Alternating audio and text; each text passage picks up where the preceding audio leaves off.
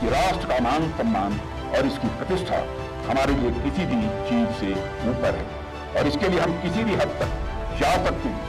आज का दिन हर भारतीय के लिए गर्व का दिन है। आज ही के दिन वर्ष 1999 में भारत ने दुनिया के सबसे दुर्गम युद्ध क्षेत्रों में से एक द्रास में पाकिस्तान को खदेड़कर कारगिल युद्ध में जीत हासिल कर कारगिल की चोटियों पर तिरंगा लहराया था, जिसका आज सारा भारत देश जश्न मना रहा है। आज ही का वह दिन था जब भारतीय सेना के जांबाज सैनिकों ने अपने प्राणों की परवाह किए बगैर दुनिया के सबसे दुर्गम युद्ध क्षेत्र से पाकिस्तान के सैनिकों को मार भगाया था।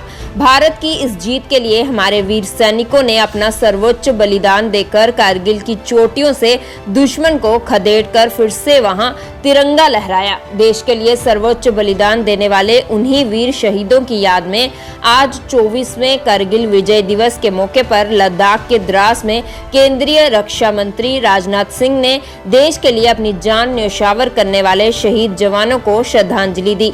इस अवसर पर सेना प्रमुख जनरल मनोज पांडे और वायुसेना प्रमुख air chief marshal V R. Chaudhari ने भी कारगिल युद्ध स्मारक पर पुष्पांजलि अर्पित की। 24वें कारगिल विजय दिवस के मौके पर द्रास में आयोजित मुख्य समारोह को संबोधित करते हुए रक्षा मंत्री राजनाथ सिंह ने कहा कि भारत अपने सम्मान और गरिमा को बनाए रखने के लिए नियंत्रण रेखा LOC को पार करने के लिए तैयार है।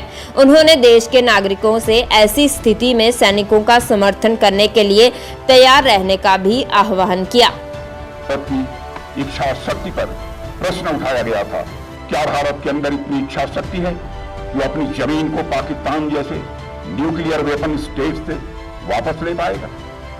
ऐसी अलग अलग अटकलें लगाई गई, अलग अलग प्रश्न पूछे गए और ऑपरेशन विजय के दौरान भारतीय सेना ने उन तमाम प्रश्नों का माकूल जवाब दिया था। हमने सिर्फ पाकिस्तान को ही नहीं बल्कि पूरी दुनिया को यह संदेश दिया कि जब बात हमारे राष्ट्रीय हितों की आएगी तो हमारी सेना किसी भी कीमत पर पीछे नहीं हटेगी। हम आज भी अपने राष्ट्रीय हितों की सुरक्षा के लिए पूरी तरह से प्रतिबद्ध हैं, सामने चाहे कोई भी हो।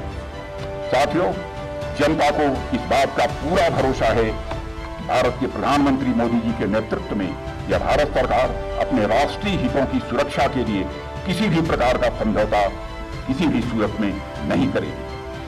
बात चाहे कारगिल की हो या फिर अन्य इंसिडेंट की, हमारी सेना ने हमेशा बताया है कि जंग न्यूक्लियर बम से नहीं लड़ी जाती है बल्कि जंग शौर्य और अदम्य इच्छा शक्ति के बल पर लड़ी जाती है। इसलिए मैं देश की जनता से यह कहना चाहता हूं कि जिस प्रकार से हर सैनिक भारतीय है उसी प्रकार से हर एक भारतीय को भी एक सैनिक की भूमिका निभाने के लिए हमेशा उसे तैयार रहना चाहिए। साथियों, हमारी सरकार ने भारत की सुरक्षा के लिए सेना को दुश्मनों के घर में घुसकर मारने की खुली छूट दी और मैं आप लोगों को इस मंच से यह भी विश्वास दिलाना चाहूंगा कि मोदी जी के नेतृत्व में केंद्र सरकार की राजनीतिक इच्छा शक्ति में पिछले कुछ समय में लगातार बढ़ोतरी हुई है।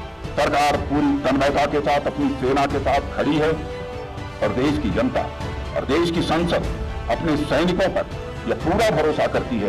और साथियों, आज कारगिल विजय दिवस पर मैं एक बात हमारे देशवासियों से जरूर कहना चाहूंगा और वह यह कि राष्ट्र का मान सम्मान और इसकी प्रतिष्ठा हमारे लिए किसी भी चीज से ऊपर है और इसके लिए हम किसी भी हद तक जा सकते हैं। और मैं याद दिलाना चाहता हूं कि हम उन बजरंगबली के उपासक हैं जो सूर्य को भी चुटकियों में निगलने की क्षमता रखते हैं और साथ ही हम बजरंगबली की भांति मर्यादित और धर्म से अनुशासित हैं।